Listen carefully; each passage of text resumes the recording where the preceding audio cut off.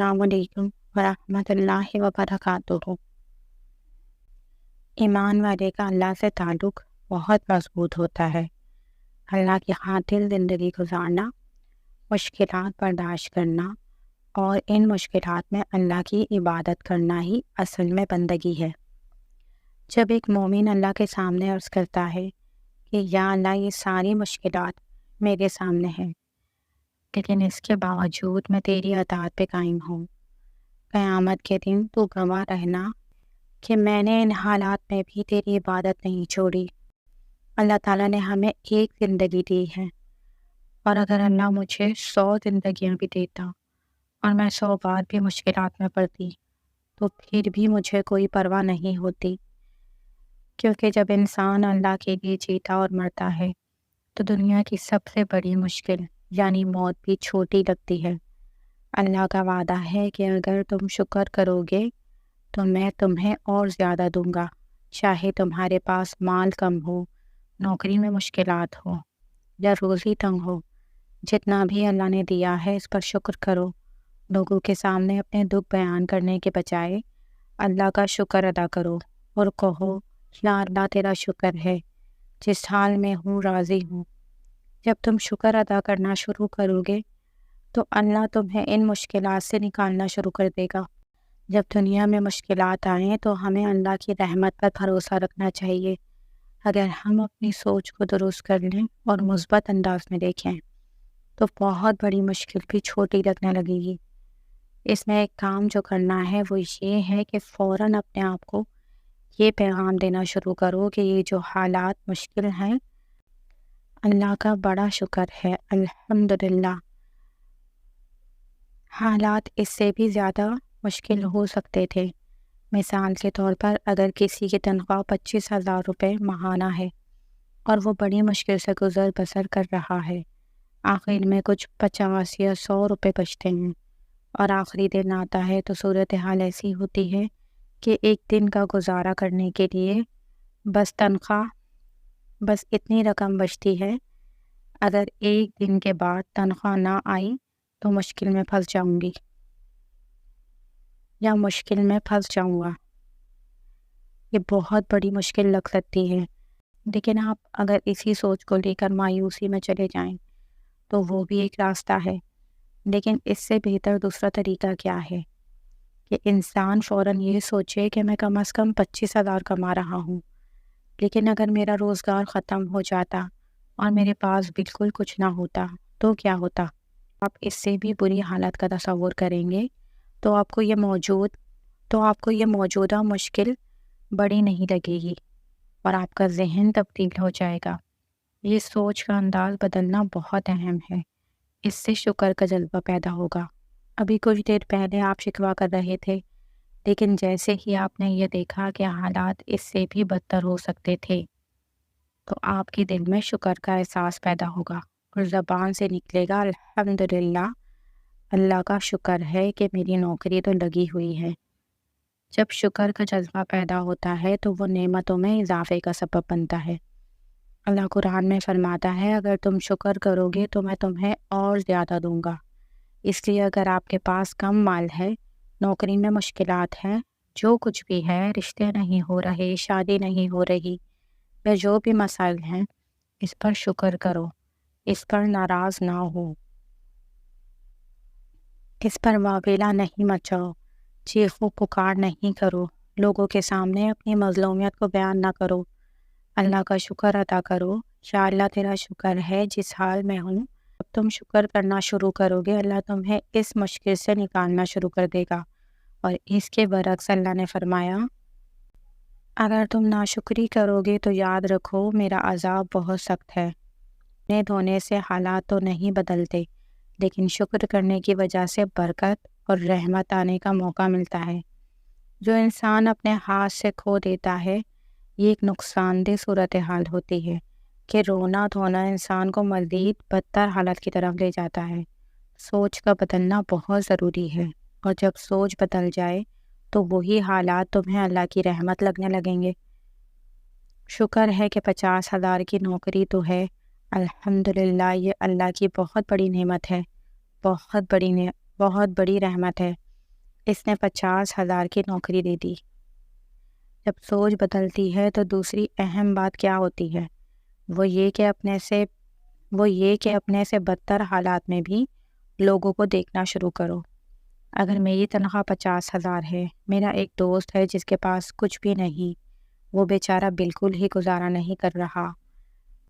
اچھا، میں تو دن میں 3 وقت کا کھانا کھا لیتا ہوں، الحمدللہ، چاہے دال یا سبزی ہی ہو، لیکن میرا دوست 2 وقت سے زیادہ کھانا نہیں کھا سکتا۔ میرے پاس بائک ہے، چاہے پرانی ہے، لیکن میرے دوست کے پاس سائیکل بھی نہیں ہے۔ وہ ہے بیچارہ، پیدل چلتا ہے۔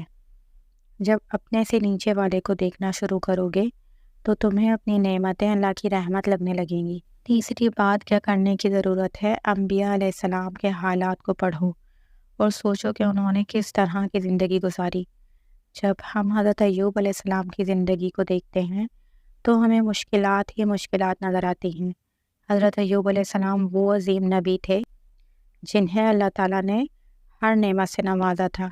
ان کے پاس بے شمار مال، اولاد، بیویاں، صحت، نبوت، اختیار اور طاقت تھی، مگر آہستہ آہستہ سب کچھ ختم ہو گیا۔ ان کی ساری اولاد فوت ہو گئی، مال ضائع ہو گیا اور بیویاں بھی انہیں چھوڑ گئیں۔ پھر ایسی بیماری آئی کہ وہ بستر پر بے بس ہو گئے، خود اپنے آپ کو بھی سنبھالنے کے لیے قابل نہ رہے۔ آخر میں صرف ایک بیوی رہ گئی جو ان کا ساتھ دیتی تھی۔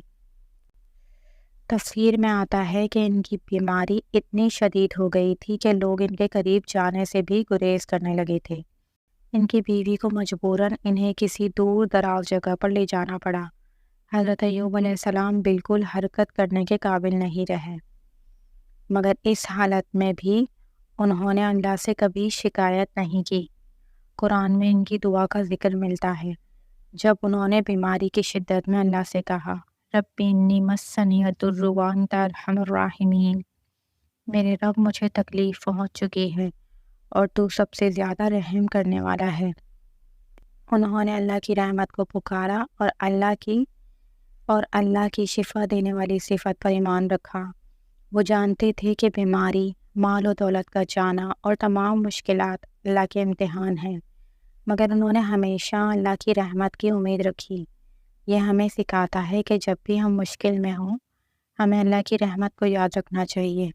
حضرت ایوب علیہ السلام کی زندگی ہمیں یہ سکھاتی ہے کہ صبر اور شکر کے ساتھ اللہ کی طرف رجوع کریں، کیونکہ اللہ کی رحمت ہر حالت میں ہمارے ساتھ ہوتی ہے۔ جب انسان اللہ کے لیے جینے اور مرنے کا ارادہ کر لیتا ہے تو اس کی زندگی میں سارا فوکس بدل جاتا ہے۔ پھر مشکلات اسے مشکلات نہیں لگتی، چاہے پیسہ کم ہو یا زیادہ ہو، چاہے گھر چھوٹا ہو یا بڑا ہو، اس کا دل اور دماغ اللہ سے جڑے رہتے ہیں۔ اللہ کی رضا کے لیے مشکلات برداشت کرنا آسان ہو جاتا ہے، کیونکہ وہ جانتا ہے کہ یہ سب اللہ کی رضا کے لیے ہے۔ جب ہم دنیا کی مشکلات دنیا والوں کی خاطر اور دنیا کی وجہ سے برداشت کرتے ہیں تو مشکلات بھاری لگتی ہیں، لیکن جب ایک مومن کا اللہ سے تعلق مضبوط ہوتا ہے اور وہ اللہ کے لیے زندہ رہتا ہے تو مشکلات میں بھی عبادت کرنا اور اللہ کی اطاعت کرنا آسان ہو جاتا ہے۔ اور جب بندہ اللہ کی بارگاہ میں عرض کرتا ہے کہ یا اللہ، دیکھ یہ تمام مشکلات ہیں، مگر میں پھر بھی تیری اطاعت میں کھڑا ہوں، قیامت کے دن گواہ رہنا کہ میں نے ان حالات میں بھی تیری اطاعت نہیں چھوڑی تھی۔ دنیا کی سب سے بڑی مشکل موت ہے، اس کے مقابلے میں پیسہ، اولاد یا کوئی اور چیز چھوٹی مشکل ہے، کیونکہ ان کا کوئی نہ کوئی بدل مل سکتا ہے۔ لیکن جب بندہ اللہ کی رضا کے لیے جیتا ہے تو اسے موت بھی مشکل نہیں لگتی۔ اسی لیے صحابہ کرام کی زندگیاں ہمارے لیے بہترین مثال ہے۔ ایک صحابی کا واقعہ ہے جنہیں ایک عیسائی بادشاہ نے قید کر لیا اور انہیں اسلام چھوڑ کر عیسائیت اختیار کرنے کی دعوت دی۔ جب انہوں نے انکار کیا تو بادشاہ نے انہیں اذیت دینا شروع کی، ان پر تیر چلائے گئے، انہیں مارتا پیٹتا گیا، لیکن وہ ثابت قدم رہے۔ بادشاہ نے کھولتے ہوئے تیل میں ایک قیدی کو ڈال دیا اور صحابی نے یہ منظر دیکھا۔ اس کے باوجود ان کے دل میں ایمان کی طاقت اتنی مضبوط تھی کہ وہ اللہ کی راہ میں ہر مشکل جھیلنے کے لیے تیار تھے۔ جب بادشاہ نے دیکھا کہ وہ رو رہے ہیں تو اس نے سمجھا کہ شاید وہ اب ڈر گئے ہیں اور عیسائیت قبول کرنے کے لیے تیار ہیں۔ لیکن جب بادشاہ نے ان سے پوچھا کہ وہ کیوں روئے تو صحابی نے جواب دیا وہ اپنے ایمان سے نہیں ڈرے بلکہ کچھ اور وجہ تھی۔ یہ واقعہ ہمیں یہ سبق دیتا ہے کہ جب اللہ کے لیے جینا اور مرنا مقصود ہو تو دنیا کی ہر مشکل حتیٰ کہ موت بھی آسان ہو جاتی ہے۔ میں روز لے رہا تھا کہ اللہ نے مجھے ایک زندگی دی ہے، اگر اللہ مجھے 100 زندگیاں بھی دیتا میں اللہ کی خاطر اس گرم تیل میں 100 بار بھی کودتا تو بھی مجھے کوئی پرواہ نہیں ہوتی۔ اللہ اکبر! یہ سب سے مشکل حالات ہیں، لیکن کیونکہ جینا اور مرنا اللہ کے لیے ہے تو پھر دنیا کی بڑی سے بڑی مشکل بھی آسان لگتی ہے۔ مشکلات میں جو سب سے بنیادی پہلو ہے جو ہماری آج کی کمزوری ہے وہ یہ ہے کہ ہم نے اللہ کی خاطر جینا اور مرنا نہیں سیکھا۔ اگر اللہ کی خاطر جینا اور مرنا ہو جائے تو انشاءاللہ ان مشکلات میں بھی اللہ کی رحمت ہی نظر آئے گی۔